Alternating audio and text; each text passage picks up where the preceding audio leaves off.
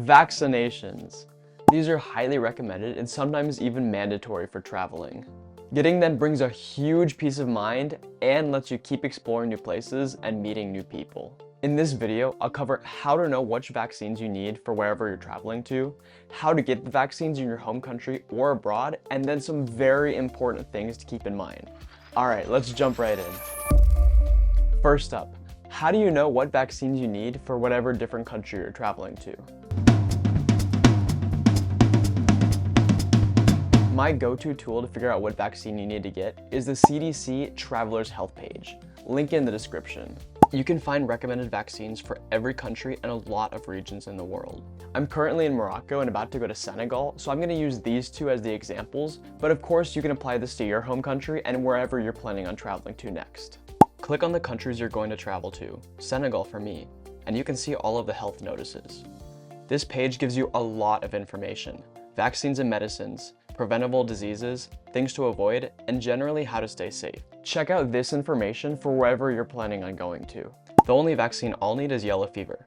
I already have the rest, so I'll use this example and figure out where I can get the vaccine here in Morocco. Getting a vaccine out of your home country is a little bit trickier. Normally I would call my doctor or just head to the pharmacy, but I can't really do that as easily here.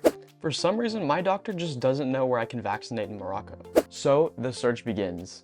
The first tip is to search in the local language of whichever country you're in. If I search yellow fever vaccine Morocco in English, I don't get great results and some of the links have privacy alerts. Instead, use DeepL or another search engine to figure out whichever words you need to know in whatever local language you need. Here, instead of yellow fever vaccine Morocco, I'll type fièvre jaune vaccine Maroc. Or in Spanish, fiebre amarilla. Doing this will give you better search results. Now you can see the Institut Pasteur du Maroc. What a beautifully designed website that makes me feel so good to get a shot. If you still aren't getting any results, another thing you can do is to look specifically for blogs, in your language or English. Here's a blog I found about getting the yellow fever vaccine in Morocco. Great, another foreigner has done it too. Now, I know what you're thinking. This is some random clinic in some random country with health standards that may be completely different than whatever country you're watching this video from.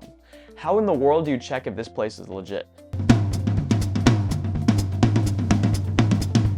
Ideally, you don't want to be the one figuring out if whatever clinic you're going to is good or not. So let's look at the third-party sites that take care of this for us. Thankfully, the World Health Organization approves vaccination clinics around the world, but again, it's helpful to know the acronym WHO in different languages depending on whatever you need.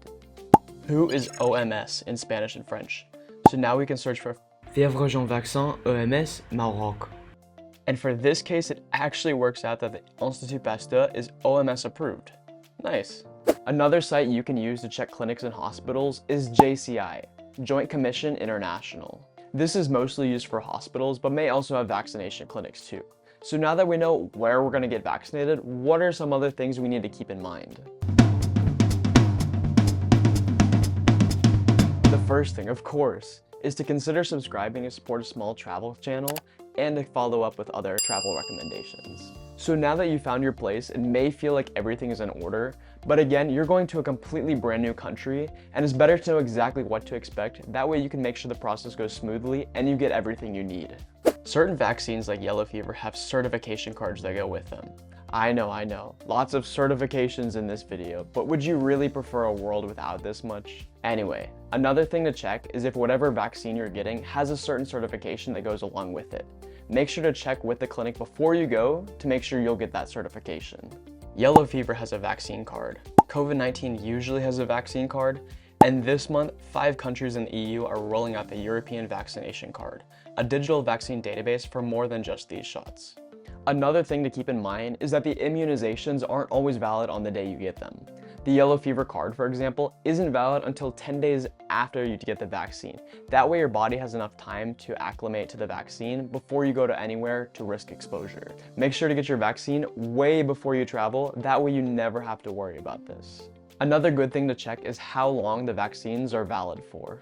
The yellow fever card is valid for your entire life, but every country does it differently, and some only validate your card for 10 years after you get the shot. So make sure to check the entry requirements of whatever country you're going to make sure you're up to date with your vaccines.